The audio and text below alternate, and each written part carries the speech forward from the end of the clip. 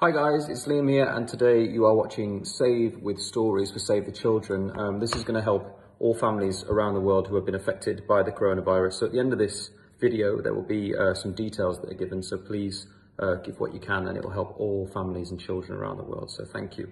Today, I'm going to be reading The Lion Inside, which is by Rachel Bright and Jim Field, so here we go. In a dry, dusty place, where the sand sparkled gold, stood a mighty flat rock, all craggy and old. And under that rock, in a tinyful house, lived the littlest, quietest, meekest brown mouse. He was so very tiny, so incredibly small, that nobody noticed him, ever, at all. See, he's just down there. He got trod on and sat on, ow, and missed out the stuff. Ouch. Ignored and forgotten. Yes, mouse life was tough. Meanwhile, far above, on top of the rock, times were quite different.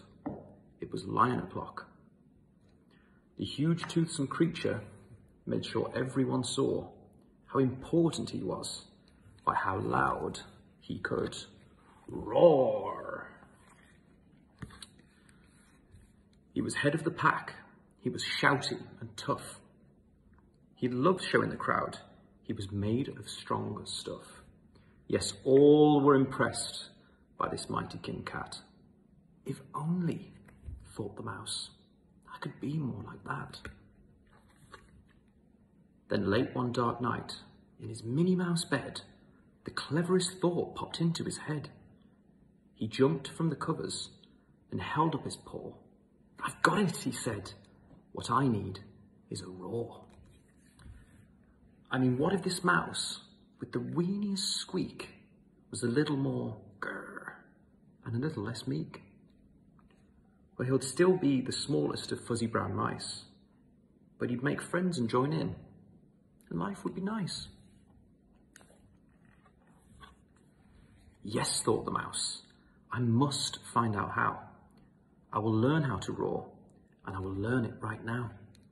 But gulp, oh my gosh, there was only one beast who could teach him this thing, but might make him his feast.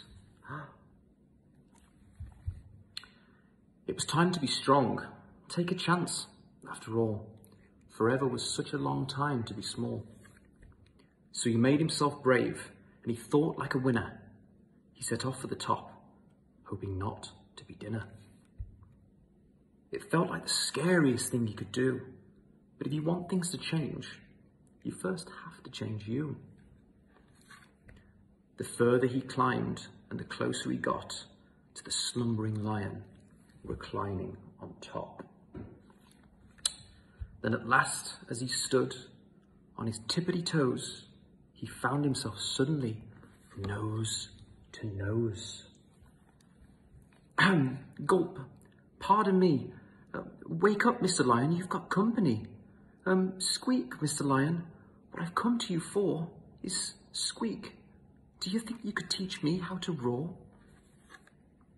A silence befell that twinkling plain. Lion opened his eyes and puffed out his mane. Time slowed right down where it felt like a week. Then he opened his mouth and let out an eek.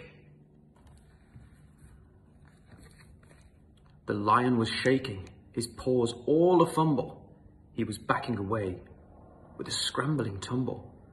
Don't hurt me, he whimpered. Oh, try to be nice. Oh my goodness, the lion was frightened of mice. Don't worry, Mouse peeped. I'm a friend, not a foe. Let's rock this together. We'll have fun, don't you know? That was a magical moment for sure, when Mouse didn't feel at all small anymore. He found his true voice and learned how to speak out. And for that, you don't need a roar or to shout. Look, they're friends now. And from that day and always, the two were a pair. They both liked that rock better. Now the rock was to share. The mouse, while still little, felt big in his head. And the lion, he still roared, but with laughter instead. Yes, That day they both learned that no matter what your size, we all have a mouse and a lion inside. Thank you very much, guys. That was The Lion Inside. Please give what you can and yeah, keep tuning in. Thank you, Save the Children.